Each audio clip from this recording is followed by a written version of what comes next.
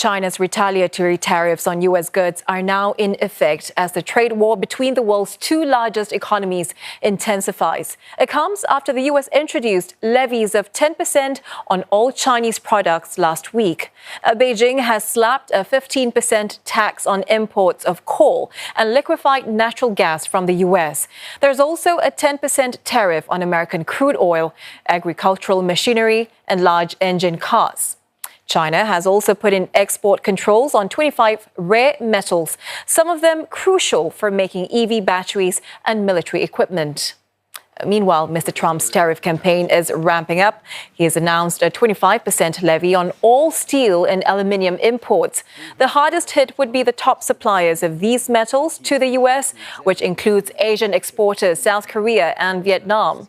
Seoul has held an emergency meeting with its steel makers to discuss measures to minimize the impact. Australia is seeking a stay from Mr. Trump's levies, arguing that its steel and aluminium exports create American jobs. We will continue to make the case to the United States for Australia to be given an exemption to any steel and aluminium tariffs. We have raised with the US administration in recent ministerial discussions these issues. And for more, Olivia Siong joins us live now from Beijing, and Simon Marks from Washington, D.C. Let's go now to Olivia first. Olivia, what message is China sending to the U.S. here based on Beijing's choice of American goods to impose tariffs on?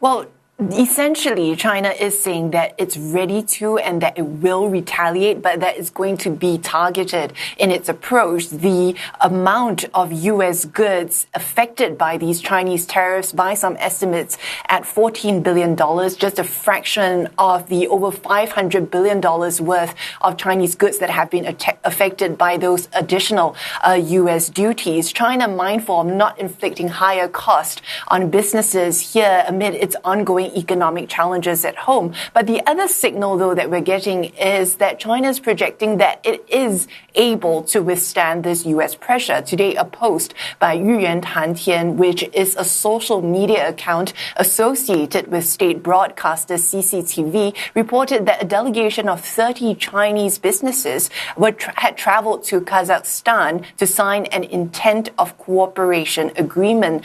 This came shortly after the Chinese tariffs kicked in, and there were no further details on the deals that were being made, but the report added that the delegation would be traveling to other regions to discuss cooperation in areas like oil and gas trade, automobiles, agricultural machinery. And if that sounds familiar, because it's the very goods that China has slapped tariffs on for U.S. imports. And China essentially here projecting confidence that there are other markets that it can turn to, and that these also present opportunities for these regions. Shah.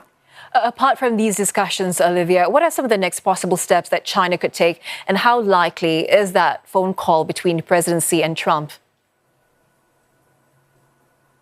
The Chinese Foreign Ministry today, again, not answering directly on that potential phone call between the top leaders of the two countries. But analysts I've been speaking to say that it's quite unlikely that President Xi would want to jump on a call with his U.S. counterpart, given that he would have seen these similar calls that had taken place with the leaders of Mexico and Canada. President Trump being able to extract some concessions, leading to a delay in the implementation of tariffs, but President Xi not wanting to let China appear weak as well. But China is coming to the negotiating table. It says it's likely that it's projecting that it wants to talk, but also leaving room for flexibility. Remember that besides these tariffs, that it has other levers that it has announced, including its unreliable entity list and export controls. China, while it can approve a block of sales of these rare metals, it can also do the otherwise and approve sales despite these export controls. And depending on talks, depending on how talks go, China likely, according to some analysts, having bigger goals and more long-term goals on its mind when it comes to talks with the U.S. Have a listen. Beijing would want a reset in the U.S.-China relationship under the second Trump administration to achieve some kind of a grand bargain with Trump to get the U.S.-China relationship on a more stable footing and have the U.S. step back in terms of its tech restrictions on Chinese emerging and high-tech industries. And it's not eager to get the tariffs removed. I think Beijing realized it's really hard. After all, the first round of tariff hikes from the first Trump administration are still being implemented. The Wall Street Journal today also reporting that Chinese officials are building a list of tech companies to target in antitrust probes moving forward. And this comes also after China initiated a similar investigation into tech giant Google. But China's foreign ministry, when asked about this, it had no details on this and that it's open to all companies to invest in China. Sha. All right, Olivia, thanks for that. Let's head now to Washington for some perspectives from Simon Marks. Simon, Olivia has, told us about China's message to the U.S. What is Mr. Trump trying to achieve by imposing these seemingly blanket tariffs on steel and aluminium?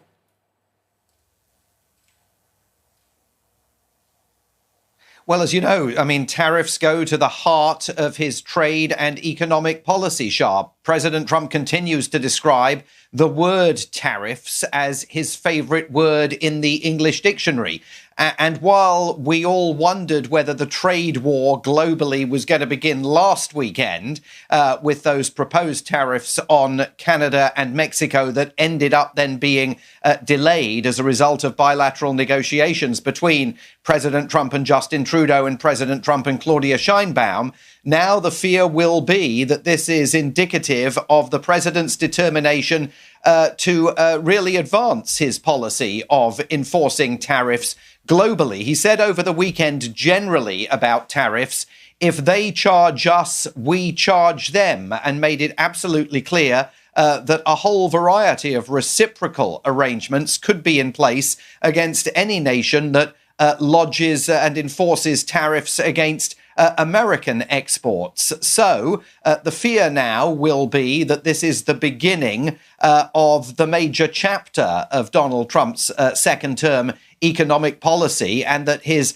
professed insistence that these tariffs can help protect jobs, protect industries, and result in foreign-based producers coming to the United States and in some cases building production facilities here in order to avoid tariffs and simultaneously to create jobs and opportunities in the United States can be a big win for the American economy, even though, of course, the vast majority of economists here, including numerous Nobel laureates, have again within the last few weeks warned that a policy based on tariffs is going primarily to boost inflation in the United States, and that will then have massive knock-on impacts for American consumers.